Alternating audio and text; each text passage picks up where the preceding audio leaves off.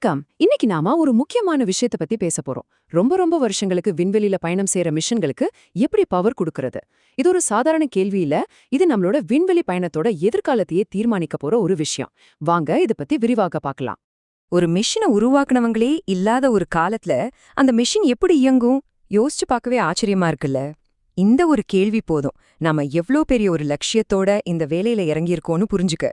சரி, நாம எதிர்காலத்தை பத்தி பேசுறதுக்கு முன்னாடி இப்போ என்ன நடந்துட்டு இருக்குன்னு பார்க்கணும்ல. என்ன டெக்னாலஜி தான் ரொம்ப சக்சஸ்ஃபுல்லா இருக்கு அத முதல்ல புரிஞ்சுக்கலாம். அதுக்கு பேரு புளூட்டோனியம் 238.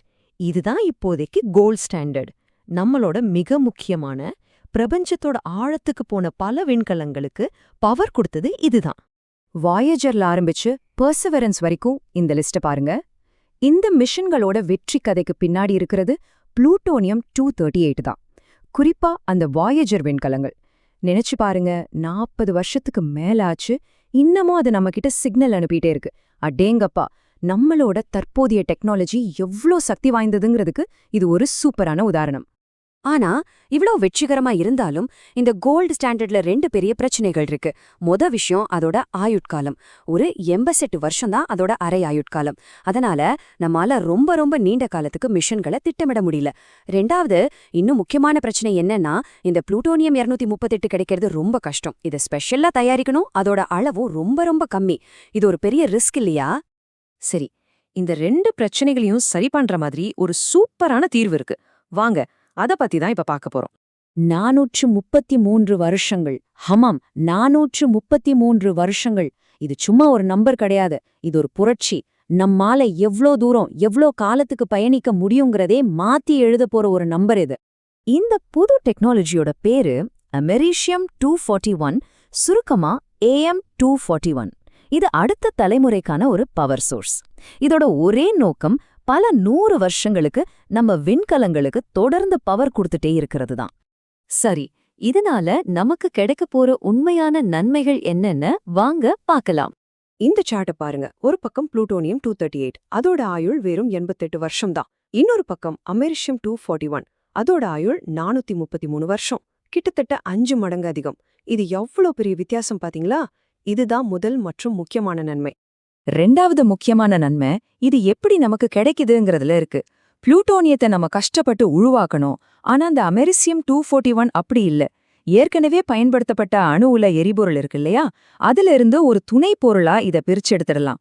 அதாவது இது ரொம்ப சுலபமா நிலையா கிடைக்கக்கூடிய ஒரு விஷயம். இதனால எதிர்கால மிஷன்களுக்கு ஃபியூயல் இல்லாம போயிடுமோங்கிற பயமே தேவையில்ல. ஓகே, இதெல்லாம் கேட்க நல்லதான் இருக்கு. ஆனா இதெல்லாம் நிஜமாவே நடக்குமா, வெறும் பேப்பர்ல மட்டும்தானா அப்படின்னு உங்களுக்கு ஒரு கேள்வி வரலாம். நியாயமான கேள்விதான். வாங்க இந்த ப்ராஜெக்ட் இப்போ எந்த நிலைமையில இருக்கு, இதை நம்பலாமா வேண்டாமான்னு பார்க்கலாம். இந்த ப்ராஜெக்ட் பண்றது யாருன்னு பாருங்க. நாசாவோட கிளென் ரிசர்ச் சென்டர், அப்புறம் லெஸ்டர் யூனிவர்சிட்டி. இவங்க 2 பேரும் உலக அளவுல பெரிய பேர்கள். இவங்க சேர்ந்து வேலை செய்யறாங்கனாலே இந்த திட்டத்தோட நம்பகத்தன்மை எவ்வளோ அதிகம்னு நம்ம புரிஞ்சுக்கலாம். இன்னொரு முக்கியமான விஷயம் என்னன்னா, இது ஒன்னும் ஸ்கிராச்ல இருந்து உருவாக்குன டெக்னாலஜி இல்ல. ஏற்கனவே பல வருஷமா நல்லா வேலை செஞ்சுட்டு இருக்கிற ஒரு டெக்னாலஜியை அடிப்படையா வச்சுதான் இதை உருவாக்கியிருக்காங்க. இங்க பாருங்க, இந்த சிஸ்டமோட இதயமே ஒரு ஸ்டெர்லிங் கன்வெர்ட்டர் தான். அது தொடர்ந்து 14 வருஷமா எந்த ஒரு மெயின்டெனன்ஸும் இல்லாம நான் ஸ்டாப்பா ஓடிட்டு இருக்கு. யோசிச்சு பாருங்க, 14 வருஷம். இதுவே போதும் இந்த டெக்னாலஜியோட நம்பகத்தன்மைக்கு. இது ஒரு அசைக்க முடியாத சாட்சி. ஒரு விஷயத்த தெளிவா சொல்லிடணும். இந்த டெக்னாலஜி இப்போதைக்கு டெவலப்மெண்ட் மற்றும் டெஸ்டிங் கட்டத்துல தான் இருக்கு. இன்னும் எந்த விண்கலத்திலையும் இதை வச்சு அனுப்பல. சோ இது பயன்பாட்டுக்கு வர இன்னும் கொஞ்சம் டைம் ஆகும்.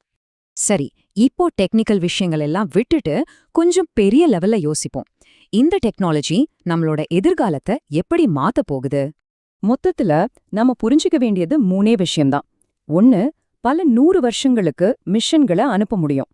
2, எரிபொருள் பற்றாக்குறைங்கிற பிரச்சனைக்கே ஒரு நிரந்தர தீர்வு கிடைக்குது. 3, இதனால பிரபஞ்சத்தோட ஆழத்துக்கு போய் நாம பண்ண போற ஆராய்ச்சிகளுக்கு ஒரு புது வாசல் திறக்குது. இந்த